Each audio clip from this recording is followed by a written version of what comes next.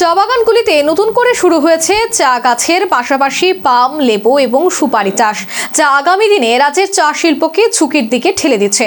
শনিবার এক সাংবাদিক সম্মেলনে নতুন এই চাষ ব্যবস্থার কারণে চা শিল্পের ভবিষ্যৎ নিয়ে উদ্বেগ প্রকাশ করল ত্রিপুরা চা মজদুর সংঘ।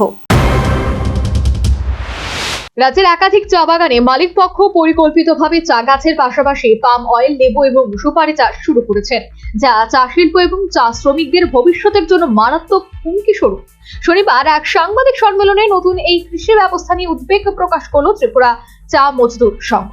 এদিন সাংবাদিক সম্মেলনে বক্তব্য রাখতে গিয়ে সংগঠনের সাধারণ সম্পাদক তপন কুমার দে চা বাগানের ভেতরে পাম অয়েল, লেবু এবং সুপারি চাষের প্রবণতা নিয়ে তীব্র উদ্বেগ প্রকাশ করেন।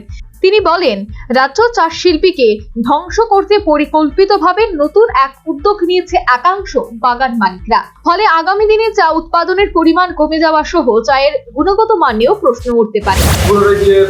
বেশ কয়েকটি চা বাগানে সুপরিকল্পিতভাবে চা শিল্পকে ধ্বংস করার জন্য কিছু দুষ্ট চক্র এবং বাগান মালিক পাম অয়েল চাষ করছে চা বাগানে, সুপারি, রাবার প্ল্যান্টেশন, লেবু চাষ, নারিকেল চাষ এগুলি করছে, যা চা শিল্পকে দিন দিন ধ্বংসের পথে নিয়ে যাবে। এদিন চা মজদুর সংঘের সভাপতি হরিপদ নায়েক বলেন, চা বাগানের পাম বা অন্য ফসলও চাষ করা হলে আগামী দিনে চায়ের উৎপাদন কমে যেতে পারে। চা গাছের স্বাভাবিক বৃদ্ধির জন্য নির্দিষ্ট পরিমাণে আলো, আর্দ্রতা এবং মাটির পুষ্টির প্রয়োজন, কিন্তু পাম অয়েল, লেবু ও সুপারি গাছ আকারে বড় হওয়ায় অতিরিক্ত ছায়া সৃষ্টি করে এবং মাটির প্রয়োজনীয় পুষ্টি শোষণ করে নেয়। এর ফলে চা গাছের উৎপাদন ক্ষমতা ধীরে ধীরে হ্রাস পাচ্ছে এবং চা পাতার গুণগত মানও কমে যাচ্ছে। চা উৎপাদন এবং গুণগত মান কমে গেলে আর্থিক ক্ষতি বহন করতে হবে চা শ্রমিকদের। দীর্ঘমেয়াদী এই প্রবণতা চা বাগানগুলির অস্তিত্ব এবং শ্রমিকদের জীবিকা ধ্বংসের দিকে ঠেলে দিতে পারে বলেও তিনি সতর্ক করে দেন।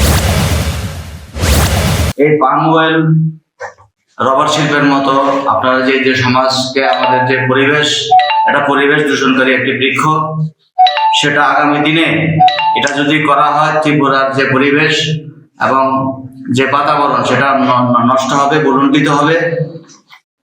এবং চা বাগানের যে বাগানগুলি এখানে ধ্বংস করা হচ্ছে, এই চা বাগানের চা অত গুণগত দিক দিয়ে অনেক উন্নত।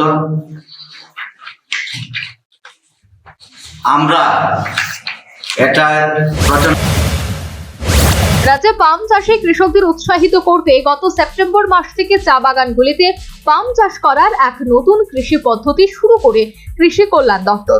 গত 2রা সেপ্টেম্বর ফটিকছড়া চা বাগানে নতুন এই কৃষি ব্যবস্থার উদ্বোধন করেন কৃষিমন্ত্রী রতনলাল নাথ। ইতিমধ্যেই রাজ্যের 6টি চা বাগানে এই পাম অয়েল চাষ শুরু হয়েছে।